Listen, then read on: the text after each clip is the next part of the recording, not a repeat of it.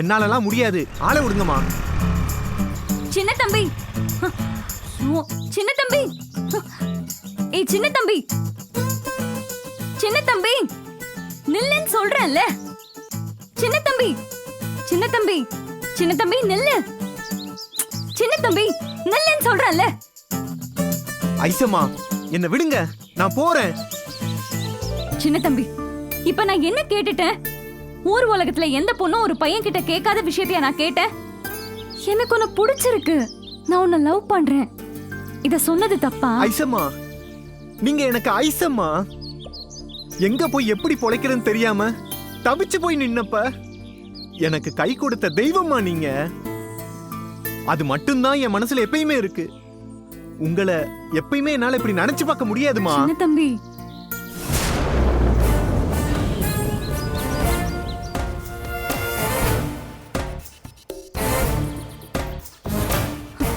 சின்ன தம்பி, நான் என்ன உன் கூட திட்டம் போட்டா பழகுனேன்? எல்லாரோடையும் பழகுற மாதிரி தான் உன்கிட்டயும் பழகுனேன்.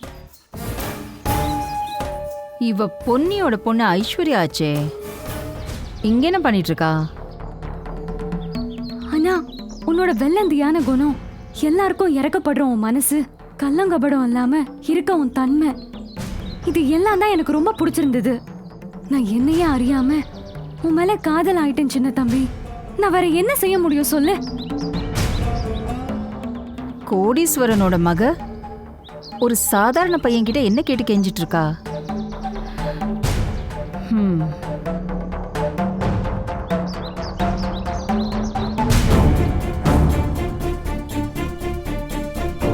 ஐசம்மா என்னதான் குப்பை பறந்து கோபுரத்து மேலேயே விழுந்தாலும் குப்பை கோபுரம் ஆகாதுமா. நான் அந்த குப்பை.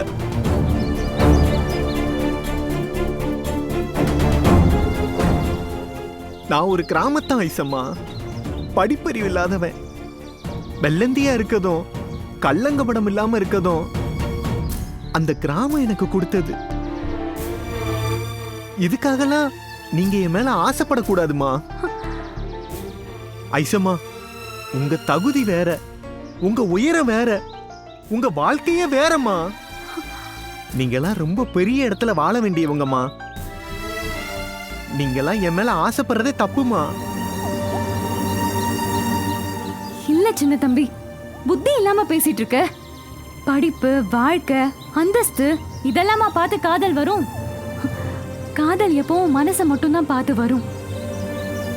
ஒருத்தரோட மனசை பிடிச்சிருந்ததுன்னா அது காதலிக்கும், அவ்வளவுதான். அதுக்கு தெரியும் எனக்கு உன் மனசு பிடிச்சிருக்கு. ப்ளீஸ் நான் சொல்றத புரிஞ்சுக்கோ.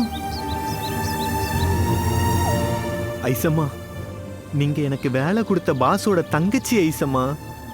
எனக்கு உங்க மேல நன்றி உணர்வு மட்டும்தான் இருக்கு. ஆனா காதல்லாம் சத்தியமா கிடையவே கிடையாதுமா. தயவு செஞ்சு என்ன விட்டுருங்கம்மா. என்னைய புரிஞ்சுக்கோங்கம்மா. இல்ல சின்ன தம்பி, நான் உன்னை விடுறதா இல்ல. நான் உன்னை போக விட மாட்டேன். என் லவ்வை ஏத்துக்காம நான் உன்னை போக விட மாட்டேன். ஐயோ ஐசம்மா என்ன விடுங்க, நான் போறேன். ஏய் சின்ன தம்பி, இங்க பாரு, இப்ப என்னதான் சொல்ல வர? ஐசம்மா முடிவா என்னோட பதில் இதுதான். இது மாதிரி எப்பவும் ஒரு எண்ணத்தோட என்கிட்ட பேசாதீங்கம்மா.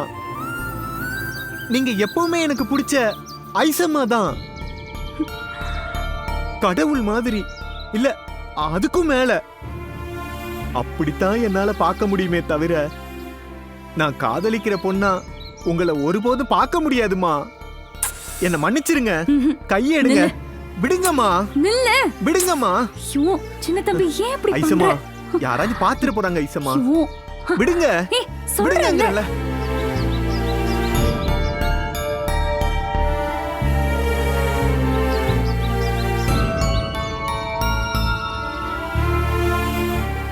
போறியா? போ சின்ன தம்பி போ. நீ என் காதல வேண்டான்னு சொல்லிட்டு போறல, நான் உன்னை விட போறதில்ல. உனக்கு என் காதல புரிய வைப்பேன், உன்னை ஏத்துக்க வைப்பேன். அந்தஸ்து பார்த்து வர்றதில்ல காதல் சின்ன தம்பி. நம்மள நல்லா பாத்துக்கிற மனசுதான் முக்கியம். நீ என்ன நல்லா பாத்துக்குவ, என்னை ஏன் புரிஞ்சுக்க மாட்டேங்கிற நீ?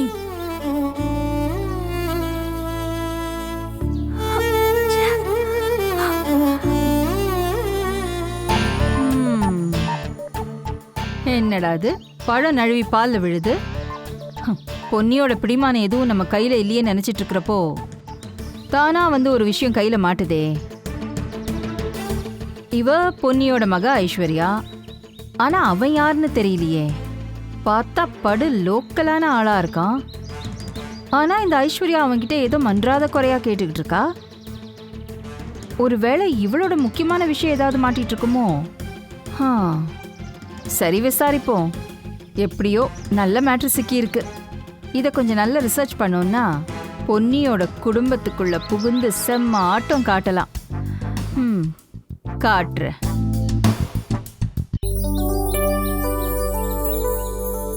இந்த பவித்ரா மாத்திரையை போடு. ஆஹா, எனக்கு வேண்டாம் சூர்யா. நான் நல்லா தான் இருக்கேன். எனக்கு மாத்திரை எல்லாம் வேண்டாம். ஐயோ, டாக்டர் சொன்னதுல மிஸ் பண்ணக்கூடாது பவித்ரா. காலையிலேயே மாத்திரை போட்டு அதுக்கப்புறம் தான் உன்னை கூட்டிட்டு வர சொன்னாங்க. இந்த போடு போடு. என்ன சூர்யா? போடு. இந்த புடி. பார்த்து போடு.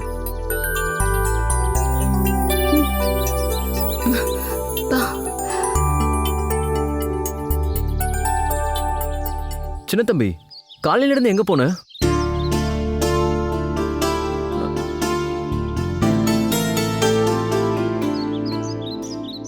உங்களுக்கு தெரியாதா? அவன் சொல்லலையா?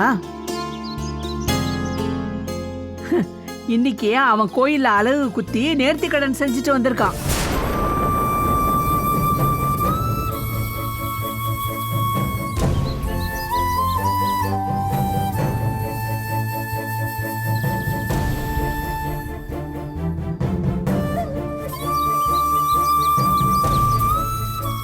அழகு குத்துறன் வேண்டுதலா? அதான் அப்பவே சொன்னேன்ல பாஸ். தங்கச்சிக்கும் மருமகளுக்காகவும் வேண்டிக்கிட்டேன்.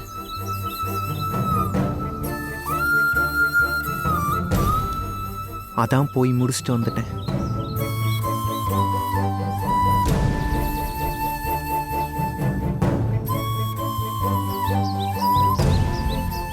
அவன் எப்பவுமே அப்படித்தான்ப்பா. என்ன தவிர சொந்தன்னு யாரையும் பார்க்காம வளர்ந்துட்டான். யாருக்காவது ஏதாவது ஒண்ணுன்னு வச்சுக்கோ, உடனே ஓடி போய் உதவி செய்வான். யாரோ ஒருத்தருக்கே அப்படி உதவி செய்யறான்னா உங்க 2 பேரையும் சொந்தமா நினைக்கிறான். அப்புறம் அவனை சொல்லவா வேணும்?